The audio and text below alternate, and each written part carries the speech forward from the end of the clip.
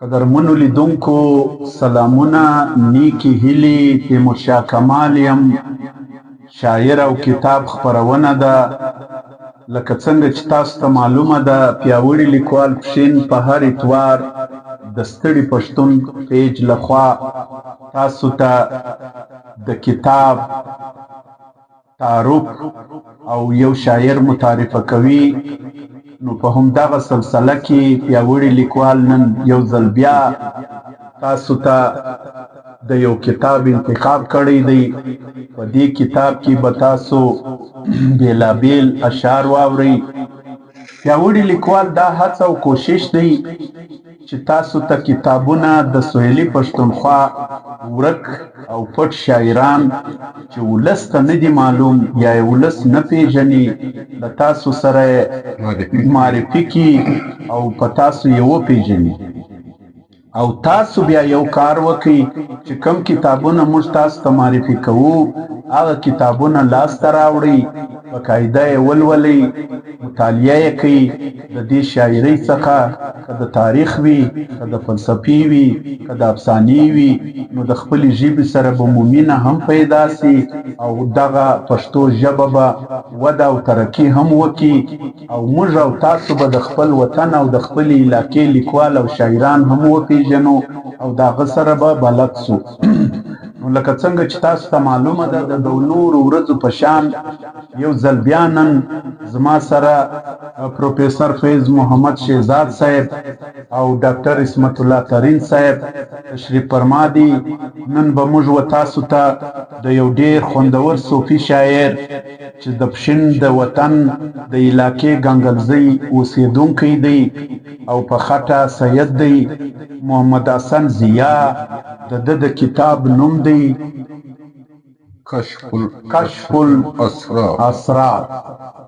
کشف الاسرار د ده د کتاب نوم دی او محمد حسن ضیا چې دا کتاب یې دویمه شعري ټولګه ده. په دې کتاب باندې د ډېره خواري کښلې ده او په دې کتاب کې چې د کوم مواد یا کوم شعرونه را یو ځای کړي دي، نو بیا یې د خپلو شعرو اردو ترجمه هم په اردو ژبه کړې ده. هغه اردو ترجمه محمد اشرف خان راجپوت لورلایي او واجد حسن آزاد راولپنډۍ دغه دوو کسانو د ده د کلامو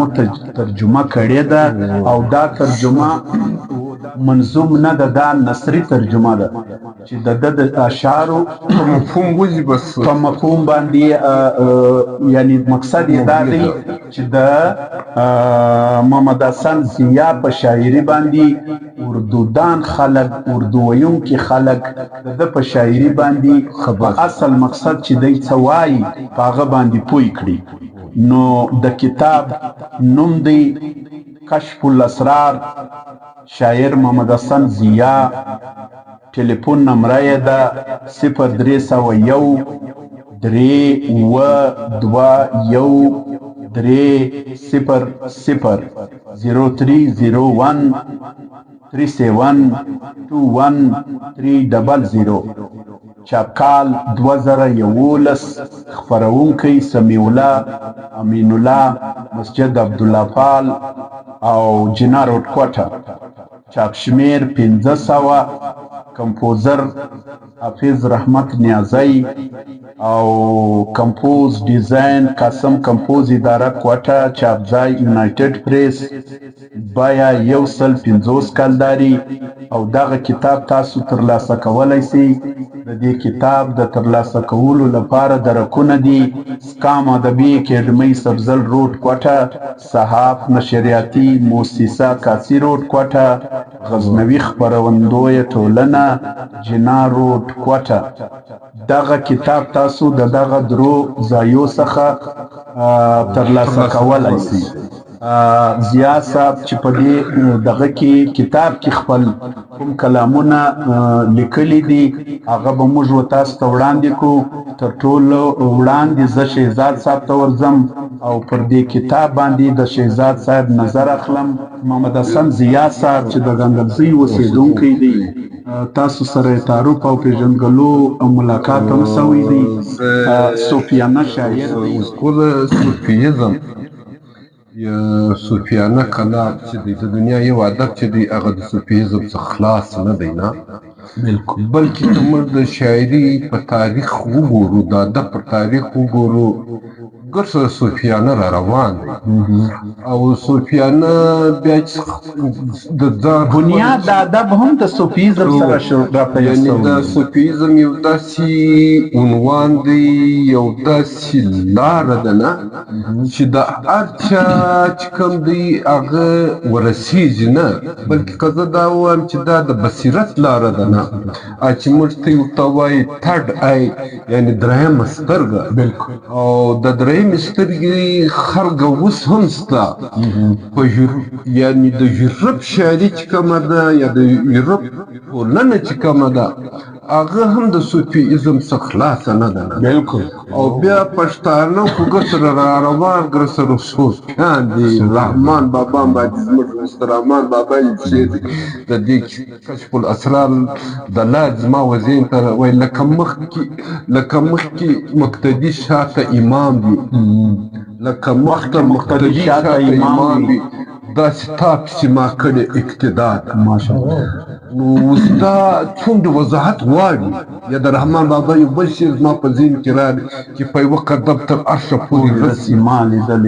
چې په یوه قدم تر عرشه پورې رسي ما لیدلی دی رفتار د درویشانو نو دا لیدل چې کوم دی دغه ته موږ درېیمه سترګه وایو دا ته موږ بصیرت وایو او بیا محمد حسن ضیا چې کوم دی نه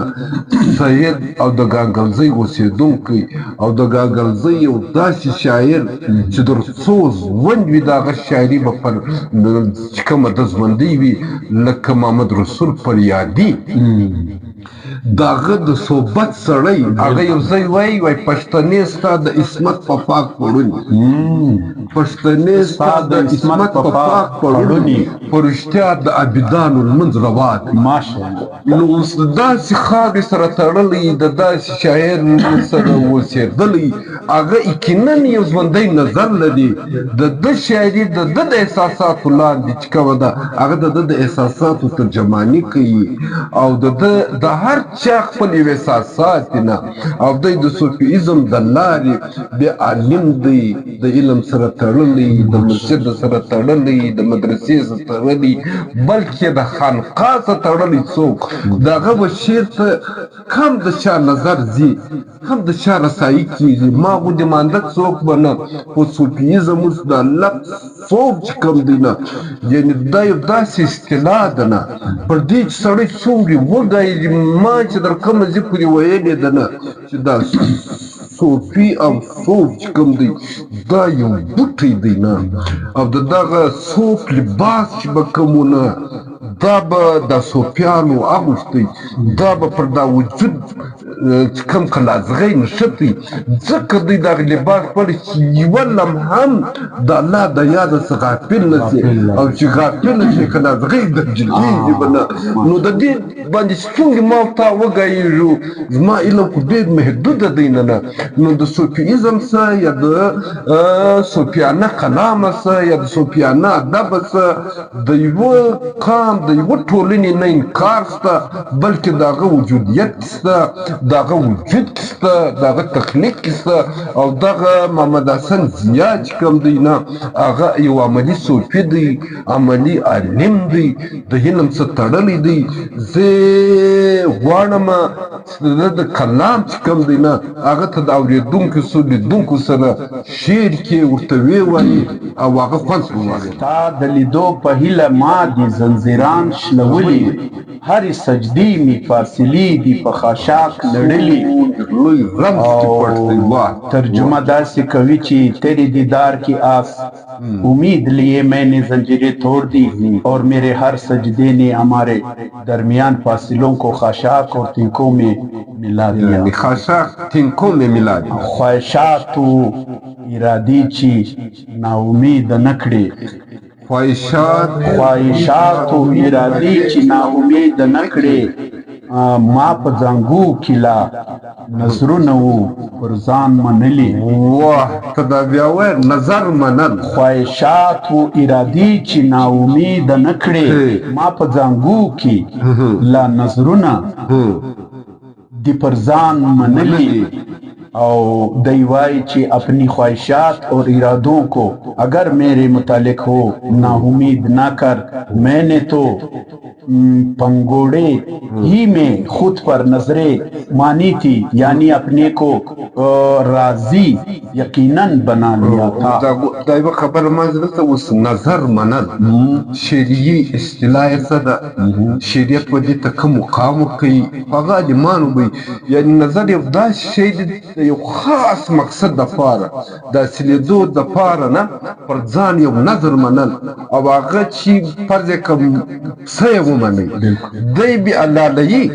दई خپل خورل یم نسینا دا نظر دای خپل نس خورل په نو دی بخورین اوس ګور من ټول د سفیانه دی د سفیانه یو دا شی نه هغه سره په ډیر متات انداز بغایي متات په دې چې موږ د ان څخه ډیر شان مستلی شی دی پر دا صرف سفیان کویږي تبع قید د استونیس بلان دی وی تر وس فطرت قید د استونیس بلان دی وی تر وس فطرت د الستو ترمینارو دی ازانګي وتلی ترجمه قیود دیوائی چی اے فطرت قیود بقا و فنا تمہاری دسترس ہی میں ہوں گے جب سے السد کی میناروں سے تمہاری گونجے بلند ہوئی ہے ضمیر راکڑے مشورہ شپا پر بیبان دی وسی ضمیر راکڑے مشورہ شپا پر بیبان دی وسی واضح نیم تصور می موریدان نیولی ګور رحمان بابا پر دا کوي ګور د تصوف عدل وای کدا ستا د شکولي مخ اشکان دي کدا ستا د شکولي مخ اشکان دي ز په واړو کې اول هم دویم نه ضمیر نے مشورہ دیا ضمیر نے مشورہ دیا ہے گھبرانے کی بات نہیں رات بیابان ہی میں بسر ہوں اس لیے کہ میں اکیلا نہیں میرے تصور نے امنوا بنا لیا دا تصور دنیا بے جنات دنیا دنا او ما دا فلک پتسرخ سترخان دا معرفت روزلی ما دا فلک پتسرخ سترخان دا معرفت روزلی و میل مستیامی پشتانه علل اعلان بللی وحدا بیا وای ما د فلک پر سرخ سرخان د معرفت روزلی په مستیامی پشتانه علل اعلان بللی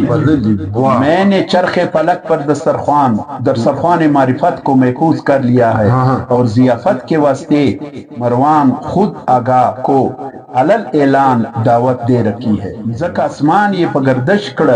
رابطی و رموز مرد مومن مراقبه لرا اداب بشلی زکا اسمان یہ پگردش کڑ رابطی و رموز رمز مرد مومن مراقبه لرا اداب بشلی مراقبه دا دا اولیاء یعنی ما ته د مراقبه اگر لفظ او اوس مراقبه دڅه او مراقبه کی ښکار څه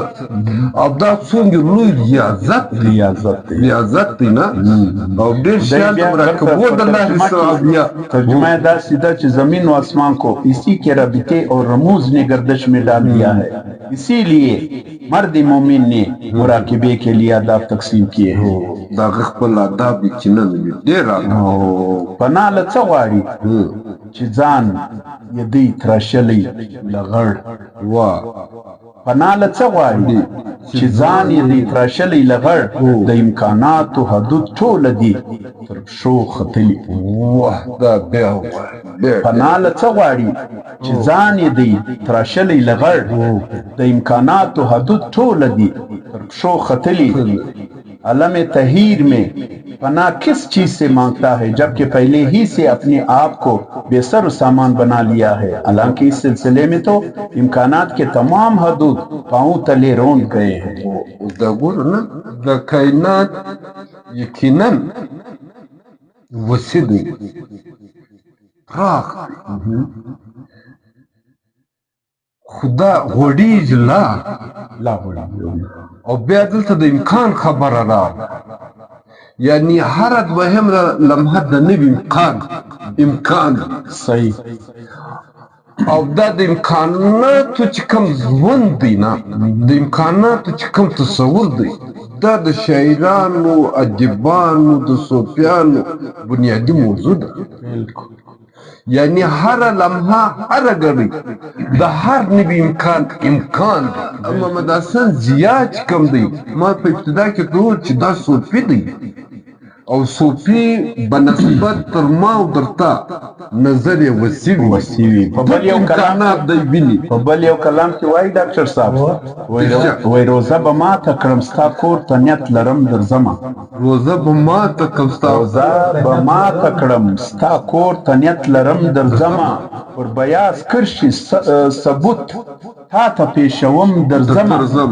अब तुम्हारे घर की नियत करके रोजा अफ्तार करना पड़ेगा और अपने साथ बयास पर कंधा खतूत बतौर सबूत के पेश करने आ रहा यो अमानत ज़मुश पे म्यान की हिफाजत ये नसो स्ताद कसम फिदिया द शेख मखी तजदम दरज़मा मला पे खुतबा की दलाइल दी पे हुर्मत वयली ملا په خطبه کې دلایل دي په حرمت ویلي دکې پیالې به د شرابو تویوم درځمه دا شعر به بار بیا و د ترجمې در ملا په خطبه کې دلایل دي په حرمت ویلي ډیر الله دکې پیالې به د شرابو تویوم درځمه او چونکه मौलवी ने खुतबे में हुर्मत पर दलाइल दिए हैं इसलिए शराब के भरे हुए जाम को गिराने आ रहा हूं شکاری خبر استا لغوغه د زاید وتلی شکاری خبر استا لغوغه د زاهد وتلی ننګ ناموس لرستا فکر ګرځوم درځم یو خې د قافیه وردف داسې درځم د څو د خوندول انتخاب کړ ما په ابتدا کې وویلې چې د علماو د عالمانو شاعري او بیا د صوفیانو بنسبت د نورو هغه څه درنه هم وي څه خوږه هم وي اوس کله د ده په شاعري کې تا الفاظ واوري شیخ زاید معرفت دا د صوفیانو خاص عنوانات وي نه او دغه الفاظ د داسې عالمانو سره او چې عالم هم وي صوفي هم وي ادیب هم وي یقینا به مقام په نسبت در نورو لوی وي او جلا وي او بید ښکاره وي نو زه خو په دومرې وایم نه چې محمد حسن ضیا چې کوم دی نه هر شعر چې کوم دی هغه د معنا ډک دی هغه د فن ډک دی هغه د چې کوم دی د هنر ډک دی د علم ډک دی نو خدای دې وکړي چې داسې عالمان و پښتانه قام ته و پښتو ژبې ته پښتو ادب ته خپل ملغري او خپل خیالات خپل احساسات تجربات دا رنګه ورکړي کله محمد حسن ضیا سره جوړ کړي قدرمنو لیدونکو دغه کتاب کشف الاسرار د اردو ترجمې سره د محمد حسن ضیا لاسته راوړي رکونه مو وړاندې درته وویل څه وخت چې داسې کتاب تاسو لاسته راوړئ نو بیا به ورباندې نور خوندونه هم واخلئ علمي شاعري ده صوفیانه شاعري ده له سبقه ډکه شاعري ده نو په شاعر او کتاب کې نن موږ تاسو ته د محمد حسن ضیا دغه کتاب معرفي کوي دا کتاب لاسته راوړئ او نور کتابونه هم د پښتو ولولئ د پیاوړي لیکوال دغه سلسله شاعر او کتاب مه هېروئ د ستړي پښتون پیج څخه دا سلسله هر اتوار تاسو کتلی سئ نو نن په د دې کتاب په پای کې د فیض محمد شهزاد صاحب ډاکټر عصمت الله ترین صاحب او زه تیمور شاه کمال له تاسو تر بل اتوار اجازه غواړم ژوندي اوسئ ویډیو مخ ته شیروئ ملګرو یو جهان مننه